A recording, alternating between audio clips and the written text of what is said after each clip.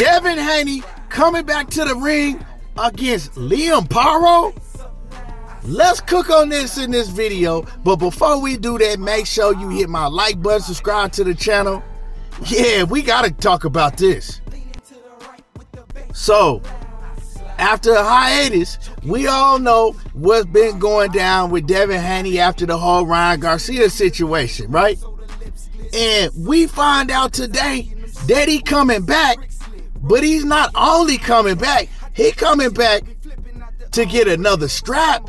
He coming back to fight Liam Paro, and he's staying at 140 pounds for right now.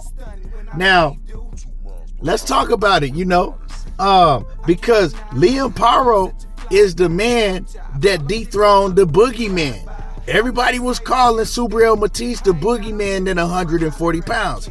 And I'm going to keep it a buck with y'all. I didn't see nobody whooping on Subriel Matisse at 140. Maybe a Gary Antoine Russell, maybe I didn't see none of it. I didn't see nobody like a Devin Haney, Liam Paro. I didn't really see Teofimo Lopez, none of those like top name guys at 140 beating him. I didn't.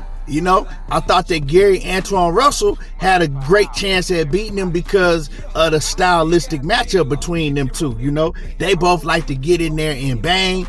And I thought that, I still think that Gary Antoine Russell can beat Subriel Matisse, right? But as far as Liam Paro, he was a huge underdog, and I didn't see that coming. But I knew that Liam Paro would go out there and put on a good outing, right? I thought he would probably get stopped late because I knew Liam Paro can fight. But he showed me against Subriel Matisse more than I even thought I knew about Liam Paro. Man, Liam Paro can flat out fight. So for Devin Haney to be coming back, right, after what happened to him, fighting Liam Paro, that's gonna be big. Now, I know all of the haters, they ain't gonna give him credit for it. And people know I'm not a huge Devin Haney fan. I like the fighter Devin Haney inside the ring, right? When Devin Haney was coming up, I was a huge Devin Haney fan. But as he got bigger and he started to talk more, people know me, man. I didn't like the lies that he used to tell all the time, He lied a lot. So I don't rock with Devin Haney for that reason.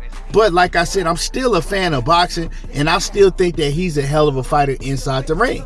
I also think that Ryan Garcia beat him, Yes, Ryan Garcia popped dirty for off the ring, but I don't think that had an effect in how he fought Devin Haney. I think it was Devin Haney's shortcomings that led him to what happened against Ryan Garcia. I'm not one of the ones that go say, oh man, Ryan only did this because of Osterine and all of that. And, and I'm not rocking with Ryan Garcia neither for other reasons, right?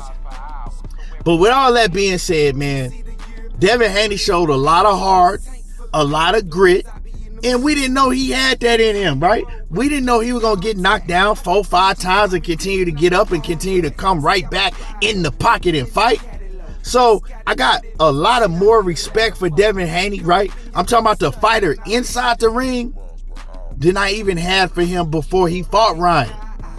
So now finding out that he's fighting Liam Paro, who is a dangerous ass fighter. Liam Paro ain't no Rudy Poo. He ain't no pushover. He got crack. He can box. He can do it all. This is a very dangerous fight for Devin Haney. And when you look at how Devin Haney and Bill, how they've ran their career, you gotta give them respect. Now, I know for the tanker maniacs on here that's watching this, y'all ain't gonna give Devin Haney or nobody else that, had any type of run-in with Gervonta Davis or any fighter that y'all saw any type of a threat to Tank Davis before in the past, right? Y'all are not gonna give none of these fighters no respect, right? All y'all gonna want to do is meet mush Gervonta Davis all day, and this ain't got nothing to do with Tank because he a hell of a fighter, right? I'm talking to his fans, the Tanker Maniac. So I know that y'all ain't gonna give Devin Haney no credit for coming back and fighting Liam Paro. right?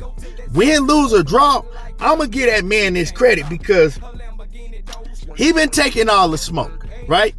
He fought Loma, right? He fought even the Regis Prograis, right? He was much bigger than Regis, but Regis was still one of them guys.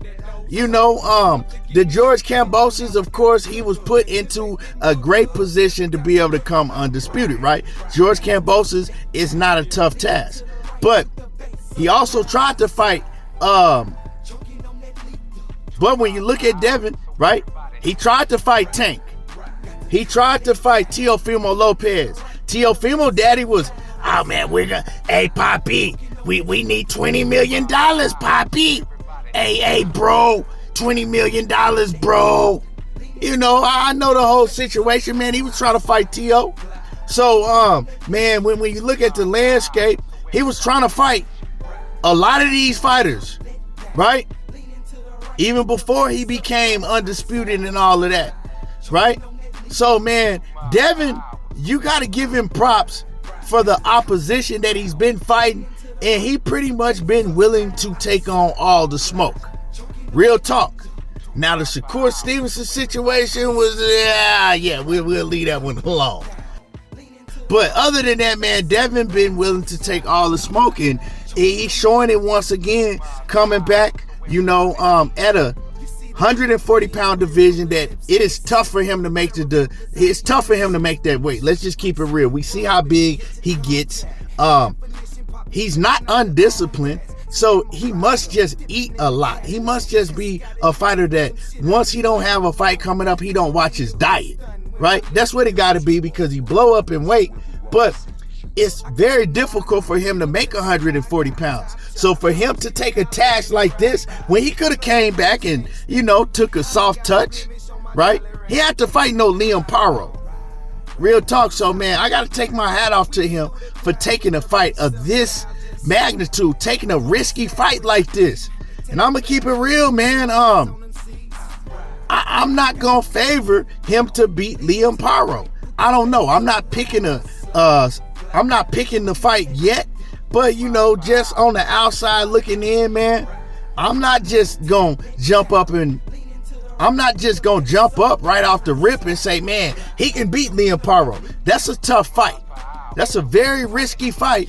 But if he does beat Liam Paro, that means that Devin Haney was not only undisputed at 135 pounds, right?